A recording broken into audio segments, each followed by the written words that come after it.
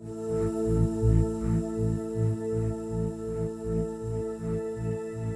isang panahon sa kasaysayan na ang Pilipinas ang pinakamagandang bansa sa Asya. 300 taon na ang nakakaraan, perlas ng silangan kung tayo'y bansagan. At kung nais mong hanapin ang bakas ng ating nakaraan, hanapin mo ito sa mga lumang istruktura, sa mga simbahan at tulay na itinayo ng mga Kastila. Nandyan at nakatayo pa rin ang mga simbahan, pero nasaan na ang mga lumang tulay?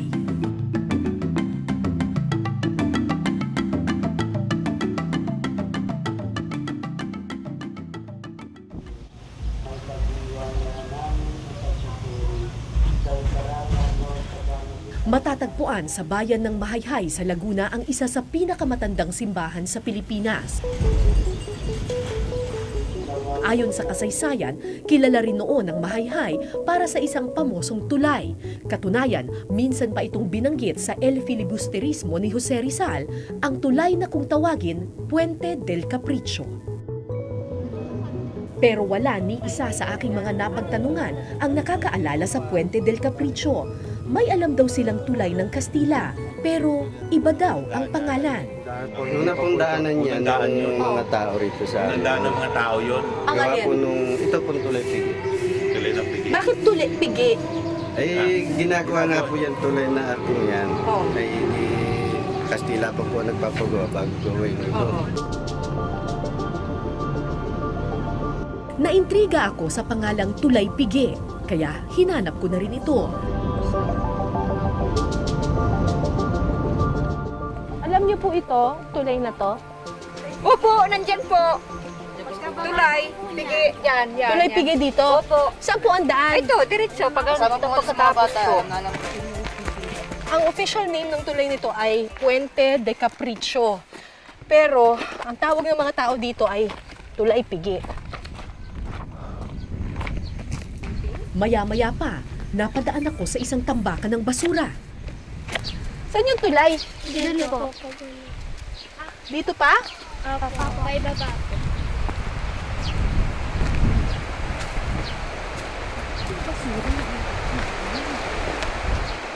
Based dun sa research natin, ang sabi, hindi daw natapos yung Puente de Capricho. Parang isang arko lang daw siya. Tapos, ang ginawa ng mga tao, nagkabit sila ng footbridge na gawa sa kahoy or kawayan. So, hanap tayo ng footbridge. Baka makita natin yung Puente de Capricho. This is a footbridge. Okay, saan yung Puente de Capricho? Okay, kung mapapansin mo, may footbridge doon at may footbridge din dito. Pero ito, merong... Ba't walang footbridge dito? Kung tama yung teorya ng mga arkitekto na makikita mo yung lumang tulay kung saan merong break in between sementado, nandito siguro sa ilalim nito yung tulay.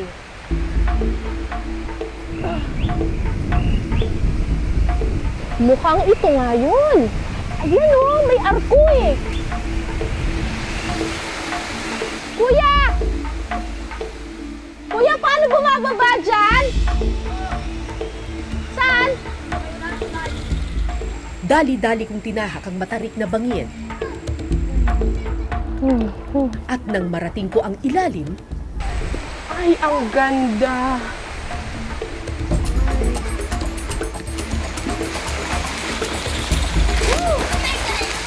Isipin nyo na lang itong tulay na to na kung tawagin ay Puente de Capricho. Tinayo pa ito noong 1851, 1852. Hindi nga lang siya natapos. Pero nakatayo pa siya, oh.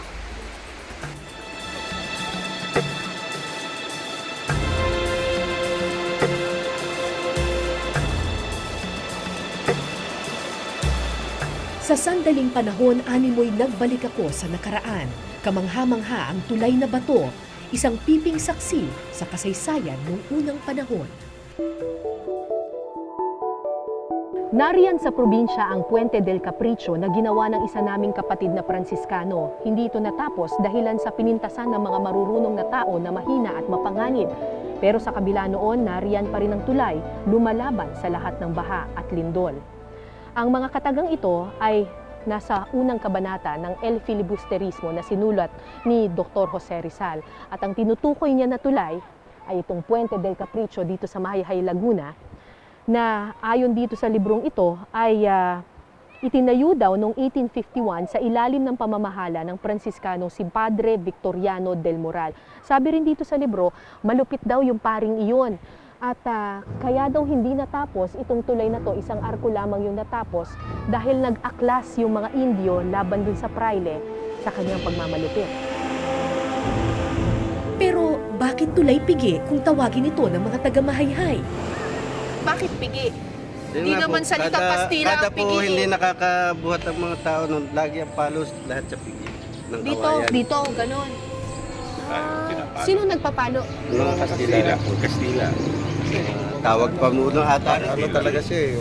Ang mga tao nun, alipin ng Kastila nung una eh. O, tapos? Kasi yung kinukwento ng mga lolo namin noon, O, pag dumating ng mga Kastila, kumbaga sa nananago na sila. Pero pag nahuli sila, magtatrabahuin talaga sila ng walang bayad. dun sa tulay. Oo, yung mga ganito. Yan. Dito Mga sa Pilipino simbahan. din ang bumuo niyan.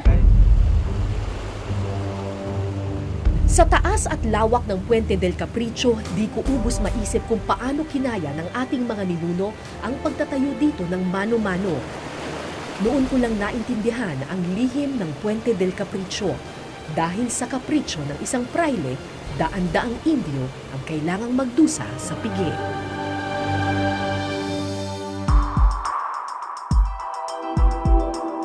Naglibot sa buong Pilipinas ang arkitektong si Manolo Noche para pag-aralan ang mga sinaunang tulay sa ating bansa.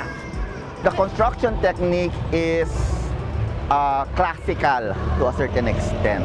So ito yung mga technique na ginagamit pa sa mga lumang simbahan sa Europa, mga technique na ginamit pa sa mga lumang gusali that stands until centuries now in Europe. Yun ang dinala ng mga Kastila dito.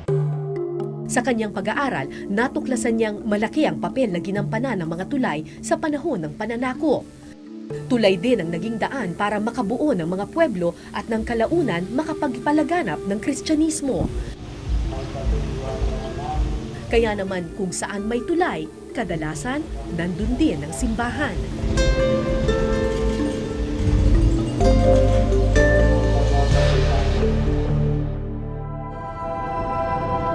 Pero hindi lang Mahayhay ang may ganitong klaseng kasaysayan. Noong panahon ng mga Kastila, may isa pang bayan na minsan ding pinaglagian ng mga Espanyol. Isang bayan na kung tawagin nooy La Muy Noble Villa de Tayabas. Isa sa mga inayos ng noong panahon ng Kastila ay ang mga tulay daanan. Dahil kung magmumula sila sa Bicol, papunta ng Maynila, ang karwahe, ang kabayo nila, dadain ng Tayabas. At maghihimpil sila, ang usual na pahingahan nila ay ang Mahayhay. Kaya kung mapapansin mo rin, maganda pa rin yung mga tulay hanggang Mahayhay. At malaki din ang simbahan ng Mahayhay. So ito yung regular na ruta noong panahon ng Kastila. Kung ang pinakamahabang tulay sa ngayon na alam natin ay ang San Juanico Bridge, noong panahon ng panunungkulan ng mga Kastila dito sa Pilipinas, meron ding pinakamahabang tulay. At ang tawag doon ay Puente de Malagunlong, dito sa Tayabas, Quezon. Dito raw yun matatagpuan eh. Tingnan natin kung buhay pa.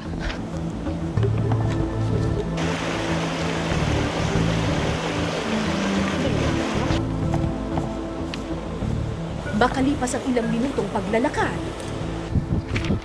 Oh my God, ito na yun.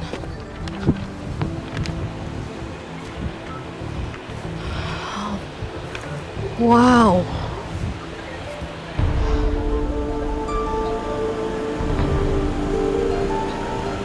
Sampung taong pinanday ang Puente de Malagunlong, ang pinakamahabang stone bridge noong panahon ng mga Espanyol.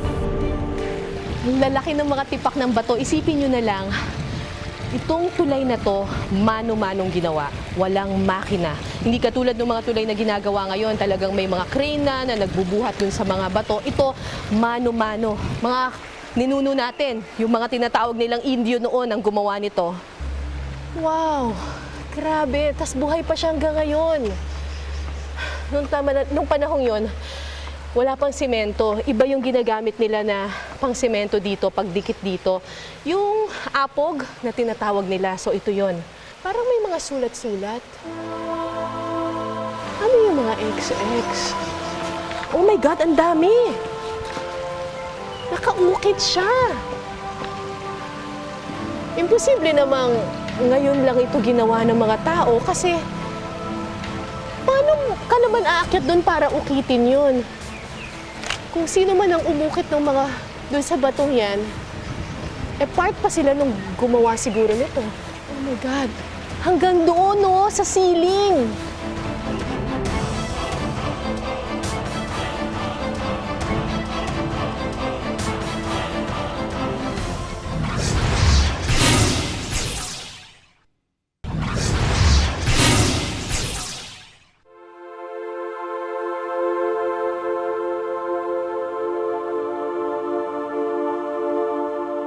Kamangha-mangha ang husay ng pagkakagawa sa naturang tulay. Ilang lindol at bahama ng lumipas, matayog pa rin nakatayo ang Puente de Malagonlong. Ang pinagmamalaki talaga ng Tayabas ay yung Malagonlong dahil siya lang yung pinakamahaba, pinakamagandang tulay sa buong Pilipinas. Ito yung identity ng Tayabasin. Dito namin ipinapakita na kakaiba yung bayan, kakaiba yung pagiging worker ng mga taga-Tayabas at kakaiba rin siya sa pagtatayo ng mga tulay. Pero ang pirming tumatawag ng aking pansin ay ang mga misteryosong ukit sa arko ng Malagonlong.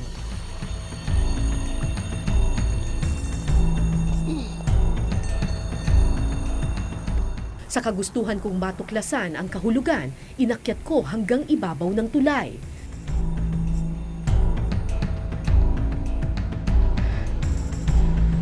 Ilalaban nila dapat na UNESCO World Heritage Site itong tulay ng Malagonlong. Problema, hindi na daw ito pwede kasi kita niyo yung tulay na yon?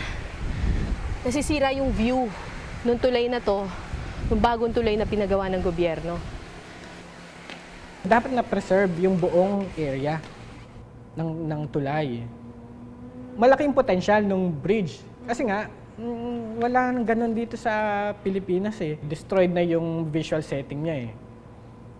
Hindi na siya authentic na sasabihin mo yung buong area niya ay na-preserve. Ay! Dorsilio Sia, ano ba to? Sera N El Ano de ginawa en El Ano in the year of 1800s. Pangalan nito Don Julian S. Fran? Don Julian S. Fran? Alam ko na. Was started in 1841 and finished in 1850. 1850 siguro to. During the incumbency of Gobernadorcillo Don Julian S. Francisco. Don Julian S. Fran. Fran na lang ang nakasulat. Ang karatula ay likha pala ng mga Espanyol, marka ng kung sino ang nakahari sa Tayabas noong mga panahong iyon.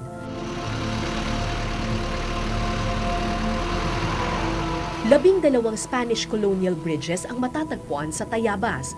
Hinanap ko ang ilan sa mga ito.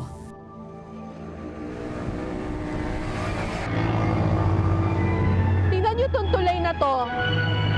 Obvious na meron tulay dito sa ilalim.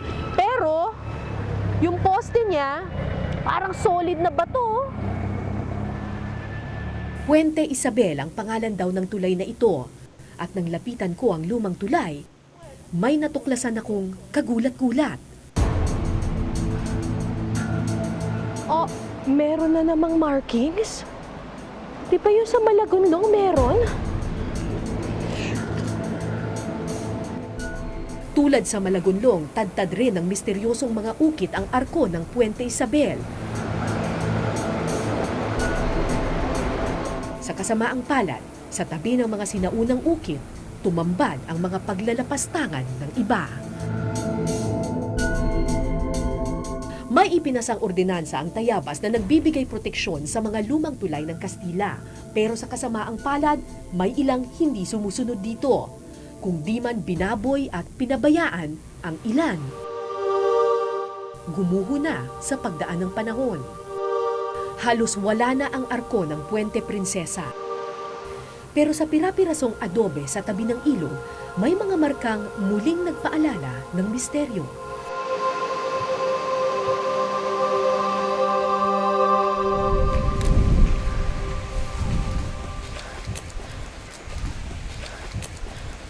Oh! Meron na namang mga markings. Ayan na naman, oh. Teka, alin dito ang totoo? Oh my God, parang familiar yung ganitong sign. Yung sa Mason, di ba? Ganyan. Ang Freemasonry movement ay isang kapatiran na nagmula pa sa Europa. Marami sa ating mga bayani, kabilang nga si Jose Rizal, ay miyembro ng kapatirang ito. Ang mga stonemason o trabahador sa mga tulay at simbahan ang pinagmula ng kapatirang ito. May mga sikretong code o simbolo na ginagamit ang mga sinaunang mason. At ilan sa mga ito, nakita ko sa mga lumang tulay ng Tayabas. Sa makatuwid, ang ating mga ninuno ang umukit ng mga ito. While yung mga Kastila, naglalagay sila ng marker nila, di ba? Inauguration, yung ganon, doon, ganito, ganyan. Sa ibabaw sila. Pero yung mga tao, worker, sila sa ilalim ang naglalagay ng kanilang mark. So ito yung parang contradiction din naman na, oo, kayo ang Kastila ang nag-finance nito o nagpagawa sa amin. Pero ang nagbuhos ng pagod. Kami, yun yung nasa ilalim, yun yung makikita mo pa rin. At nag-iwan sila ng marka nila. Marka, oo. Ang mga tulay ay piping saksi ng nakaraan. Bawat bato, bawat ukit, bawat tipak ay kwento ng ating pinagmulan. Pero sa pagdating ng mga modernong kalsada, unti-unti itong napabayaan, nilumot at nabaon sa limot. Marami ng mga lumang tulay na meron ng Pilipinas na naiiwan na lang sa mga lumang larawan o kung hindi sa folklore na lang ng mga taong nakatira sa isang lugar na tinanggal na wala na simply because, again, you cannot compete with progress.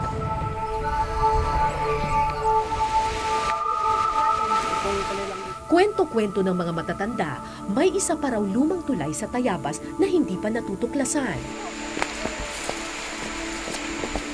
Tulay ng bai kung tawagin nila. Hinanap ko ang misteryosong tulay at sa pusod ng gubat ako dinala ng aking mga paa. Kinabahan ako nang maabot ko ang isang masukal na bahagi. Totoo kaya ang kwento ng mga matatanda o produkto lang ito ng kanilang imahinasyon?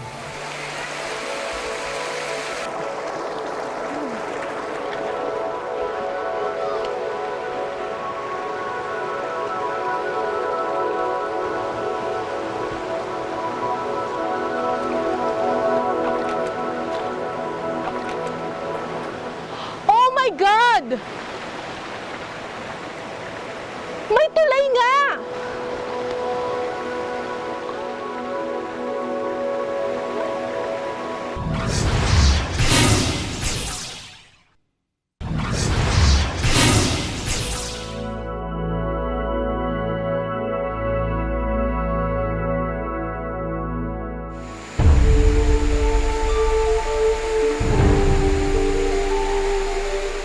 Isang tulay na bato ang ikinukubli pala ng nagtataasang puno at halaman.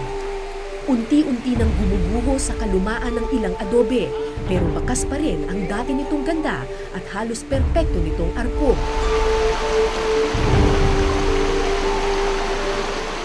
Maya-maya, ilang misteryosong ukit ang nakita ko sa arko ng naturang tulay. parehong-pareho ng iba pang sinaunang tulay sa Tayabas. Meron din siyang mga inscription, pareho ng mga ibang tulay. Pero ang tanong, bakit magtatayo ng tulay sa gitna ng kagubatan ang mga Espanyol? One romantic aspect nga na hindi na natatandaan ng maraming tao is that ang tulay ay nagiging boundary ng bayan. Pag kunyari ikaw ay babiyahe at sasamahan mo ang iyong irog paalis ng bayan, usually naiiwan si babae hanggang sa tulay. At paglampas ng tulay, wawagayway na lang yan at iiyak dahil paalis na yung kanyang mahal. Ngayon, bakit sa tulay? Kasi lumabas na siya ng bayan. Ayon sa mga taga rito, ang gubat na aming kinalalagyan ay isa raw lumang daan patungo sa kabilang bayan. Itong daang ito, diretso yan sa mismong bayan ho ng Lokban, sa simbahan ho. Diretso to sa simbahan ng Lokban? Oh, ito na ba yung huling lugar ng Tayabas? Tapos Lokban na? Opo. Ang theory, di ba? Ang bridge ang naghihiwalay sa mga bayan. Pero hindi lang sa mga probinsya matatagpuan ang mga lumang tulay ng Kastila. Sa Maynila, unang nagtayo ng mga tulay ang mga Espanyol.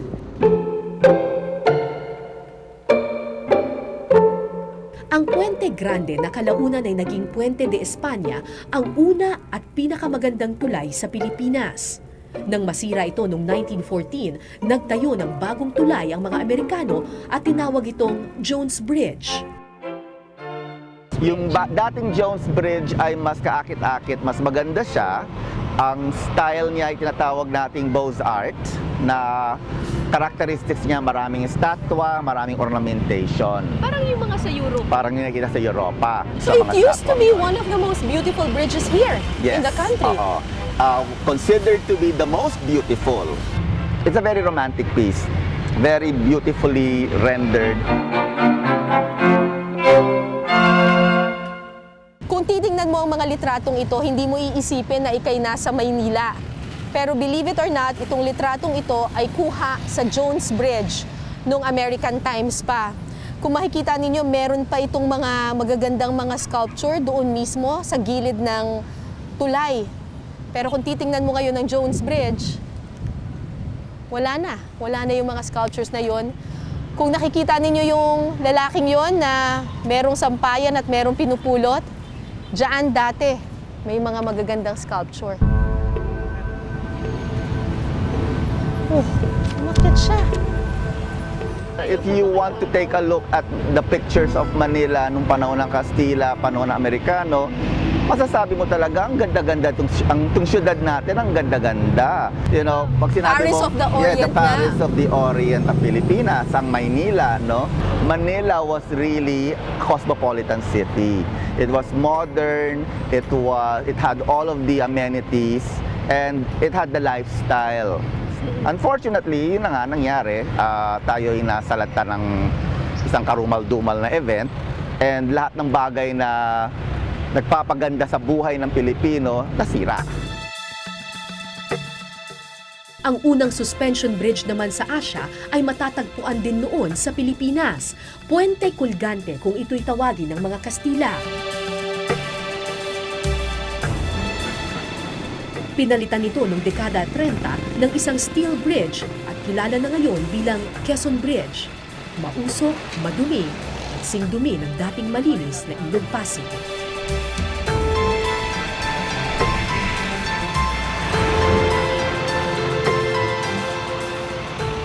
Marami sa mga sinaunang tulay sa Maynila giniba o napalitan na ng iba. Ang ilan, tila nilamon na ng syudad. Kailangan siguro is alisin natin sa pag-iisip natin na ang progreso ay laging equated sa bago Na ang progreso ay shopping mall, na ang progreso ay fast food. Progress means alam natin kung saan tayo pupunta kasi alam natin kung saan tayo nanggaling.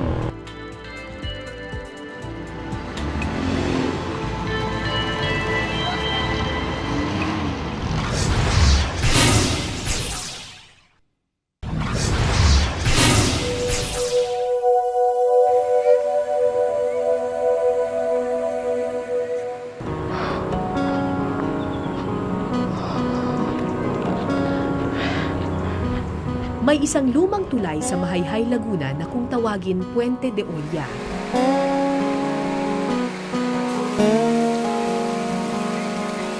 Pero inano dito ng bagyo kamakailan. Ngayon, pag magtungo ka dito, wala na ang bakas ng kasaysayan. May bago ng tulay sa ibabaw nito. Anong pakiramdam niyo po nung tinanggal na po yung tulay na yon? Ayun na nga po, wala lang.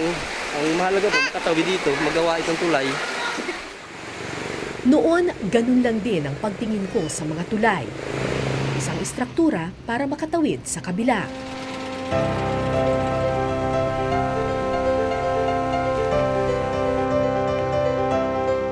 Pero matapos kong libutin ang iba't ibang sinaunang tulay sa ating bansa,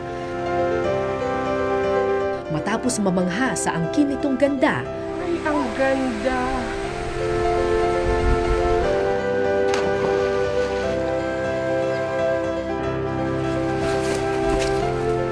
at matapos malaman ang kwento sa likod ng bawat isang arko, nalaman kong ang saysay ng tulay ay hindi lang para makatawid sa patutunguhan, Ano de? kundi para rin maitawid ang mga kwento ng nakaraan. Ang bawat arko, bawat adobe at bawat bato ay parang libro ng kasaysayan. Patunay kung gaano kagiting ang ating pinagmulan. At kung saan tayo dadalhin sa kinabukasan kung marunong lang tayong magpahalaga sa nakaraan. Ako po si Cara David at ito po ang Eyewitness.